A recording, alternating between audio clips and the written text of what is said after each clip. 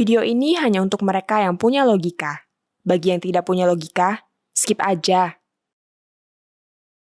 Presiden Prabowo diminta untuk mencabut peraturan bersama Menteri Agama dan Menteri Dalam Negeri tahun 2006. PB 2M ini selama 20 tahun terakhir telah menjadi regulasi pemerintah yang menghambat pembangunan rumah ibadah, terutama gereja umat Kristen. Presiden juga diminta mengeluarkan peraturan presiden yang akan menjamin kebebasan beribadah dan beragama di negara kita. Permintaan itu diajukan oleh sejumlah organisasi termasuk Pergerakan Indonesia untuk Semua yang saya pimpin yang peduli pada pelanggaran hak beribadah yang terus terjadi. Kami membentuk sebuah perkumpulan lintas organisasi bernama Presidium Hak Beribadah atau PHB. Sikap dan rekomendasi PHB kepada Presiden tersebut dibacakan pada 1 Juni 2026 dalam sebuah acara evaluasi 20 tahun PB2M yang diselenggarakan di Komnas Perempuan. Selain PIS, anggota PHB lainnya adalah Indonesian Conference on Religion and Peace (ICRP), Setara, Serikat Jurnalis untuk Keberagaman, Tegas Jaga Indonesia, Penganut Agama Leluhur Nusantara, Badan Musyawarah Antar Gereja Nasional (BAMAKNAS), Badan Kerjasama Gereja dan Lembaga Kristen Indonesia, serta Bidang Keadilan dan Perdamaian Persekutuan Gereja-Gereja di Indonesia (PGI). Keanggotaan PHB diharapkan dapat terus bertambah dengan melibatkan juga para tokoh atau organisasi lain yang juga mengalami atau peduli dengan penindasan hak beribadah. PHB melihat kehadiran regulasi yang seharusnya memfasilitasi pemenuhan kebutuhan bagi warga, malah justru menjadi regulasi yang menghambat pemenuhan hak beribadah warga. Dalam strukturnya, PHB dikoordinatori oleh Dewi Kanti dari Penganut Agama Leluhur Nusantara. Dewi menyatakan PHB sengaja memilih 1 Juni 2026 sebagai hari pelaksanaan acara 20 tahun penindasan hak beribadah. Menurutnya, PB2M gagal menjaga spirit Pancasila yang menjadi dasar berdirinya Indonesia. PB2M selama 20 tahun menjadi dasar tindakan penindasan kebebasan beribadah kepada kelompok minoritas. Dewi berharap pernyataan sikap dan rekomendasi PHB bisa sampai dan didengar oleh Presiden Prabowo. Direktur Eksekutif Setara Institute, Halili Hasan menyebut sejumlah hal yang menyebabkan penindasan kebebasan beribadah selalu berulang. Pertama adalah menjamurnya regulasi yang diskriminatif. Regulasi ini umumnya dijumpai di tingkat daerah dan menyasar kelompok minoritas. 2. Mayoritarianisme. Pelarangan pendirian rumah ibadah tertentu tergantung kelompok mana yang menjadi mayoritas. Di Indonesia bagian barat yang mayoritas Muslim, gereja menjadi korban. Namun di Indonesia bagian tengah yang mayoritas Kristen, masjid yang menjadi korban. 3. Normalisasi intoleransi. Sebagian kelompok masyarakat merasa berhak melarang kelompok lain beribadah yang tidak sesuai dengan agama dan keyakinannya dengan merujuk PB2M sebagai alasan formalnya. Salah satu kasus terbaru adalah pembubaran paksa ibadah Jemaat Gereja Misi Sejahtera GMS di Bantul, Daerah Istimewa Yogyakarta pada akhir Mei yang lalu.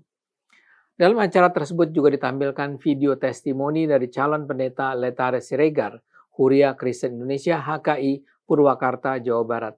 Menurutnya, Gereja HKI Purwakarta mengalami penindasan kebebasan beribadah sejak Februari 2006 di tahun kelahiran PB2M.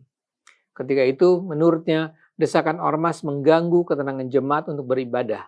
Puncaknya pada awal Maret 2006, Gereja HKI Purwakarta ditutup paksa oleh massa. Akibatnya, jemaah gereja harus melakukan ibadah dari rumah ke rumah secara sembunyi-sembunyi seolah mereka adalah penganut agama sesat. Yang lebih menyakitkannya lagi, negara dan aparatnya seolah tunduk pada tekanan massa. Aparat dan negara hanya diam di balik kata kondusivitas. Saat ini saja ada 4 gereja di Purwakarta yang sedang berjuang keras bersama-sama untuk menembus tembok presiden. Cukuplah 20 tahun kami berurai air mata di Purwakarta. Jangan biarkan anak-anak kami ikut merasakan diskriminasi, ujarnya. Apa yang disampaikan oleh Letare adalah sekedar puncak dari sebuah gunung es. Kasus-kasus serupa terjadi di banyak tempat di seluruh Indonesia. PB2M dilahirkan 20 tahun yang lalu sebenarnya dengan semangat menjaga kerukunan antar umat beragama. Namun dalam praktiknya, peraturan ini justru menjadi alat diskriminasi struktural terhadap kelompok minoritas agama, termasuk penghayat kepercayaan dan agama leluhur Nusantara. Menurut PHB, setidaknya ada 5 persoalan terkait PB2M yang menjadikan aturan ini menjelma menjadi regulasi diskriminatif terkait hak beribadah rakyat Indonesia. Pertama, kewajiban persetujuan 90 orang pengguna dan dukungan 60 orang masyarakat setempat di luar pengguna. Syarat administratif yang tidak memiliki dasar konstitusional yang jelas ini secara nyata menghambat hak konstitusional warga untuk beribadah. Aturan ini juga membuka ruang bagi mayoritas untuk mempersulit atau bahkan melarang pendirian rumah ibadah kelompok minoritas. Kedua, kewenangan dan kelembagaan Forum Kerukunan Umat Beragama FKUB. Dalam PB2M, FKUB berwenang untuk mengeluarkan rekomendasi pendirian rumah ibadah. Dalam kenyataannya, FKUB menjadi sumber diskriminasi dan veto mayoritas. Alih-alih menjaga kerukunan, banyak FKUB menjadi alat legitimasi mayoritarianisme lokal. Kecenderungan ini lazim terjadi karena komposisi anggotanya berdasarkan asas proporsionalitas, bukan inklusivitas dan representasi. Akibatnya, mayoritas anggota FKUB adalah pemimpin beragama Islam yang seringkali tidak peduli pada kebutuhan beribadah kaum minoritas. Ketiga, eksklusi terhadap penghayat kepercayaan dan agama leluhur Nusantara. PB2M tidak mengakui, tidak mengakomodasi, dan tidak menjamin perlindungan hak beribadat penghayat kepercayaan atau agama leluhur Nusantara. Akibatnya, penghayat kepercayaan atau agama leluhur Nusantara mengalami diskriminasi yang nyata. Mereka sulit mendirikan rumah ibadah, bahkan menghadapi hambatan dalam mengakses tempat pemakaman sendiri. Keempat, konservatisme dan koersi kelompok intoleran dan eksklusif. Penolakan terhadap pendirian rumah ibadah minoritas seringkali berangkat dari sikap anti terhadap kelompok keagamaan yang berbeda dengan tuduhan bahwa yang berbeda itu sesat dan kafir.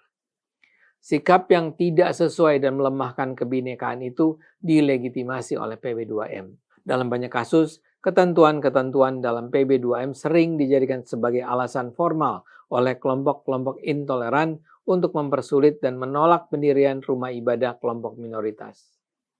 Kelima, pengistimewaan atau favoritisme oleh kepala daerah kepada mayoritas.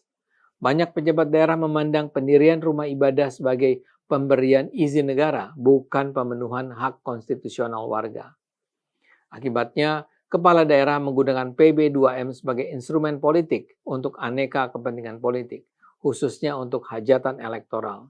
Kepala daerah mengakomodasi tekanan kelompok mayoritas demi dukungan politik lokal yang dibutuhkan dalam pemilihan kepala daerah.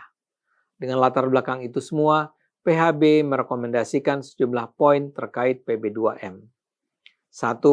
Presiden Prabowo Subianto diminta menerbitkan peraturan presiden Perpres yang menjamin hak setiap warga untuk memperoleh rumah ibadah sesuai dengan keyakinan dan agamanya masing-masing.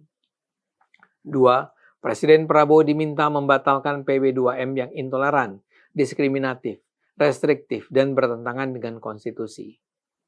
3. Perpres ini diharapkan memfasilitasi dan bukan membatasi pendirian rumah ibadah. 4. Perpres ini hendaknya mengatur kewenangan, kewajiban, tugas, dan tanggung jawab yang lebih besar kepada kepala daerah untuk memastikan hak beribadah dan pengajuan pendirian rumah ibadah, melindungi minoritas agama di wilayahnya, menjamin kebebasan beragama, serta merawat kerukunan antar umat beragama. 5. Perpres juga hendaknya menyatakan secara tegas bahwa segenap peraturan yang termuat di dalamnya diberlakukan juga untuk melindungi hak beribadah dan hak memiliki rumah ibadah penghayat kepercayaan atau agama leluhur Nusantara. Itulah permintaan dan rekomendasi yang diajukan PHB kepada Presiden Prabowo. Perjalanan tentu saja masih panjang, tapi ini adalah sebuah langkah awal kami bersama dengan berbagai organisasi lain yang sudah melakukan langkah serupa sebelumnya untuk mengingat Presiden tentang arti penting melindungi hak beribadah semua warga di Indonesia. Hak dan kebebasan beribadah adalah hal yang sangat mendasar dalam kehidupan kita sebagai bangsa dan negara. Mudah-mudahan kebenaran akan menemukan jalan. Ayo gunakan akal sehat, karena hanya kalau kita gunakan akal sehat, Indonesia akan selamat.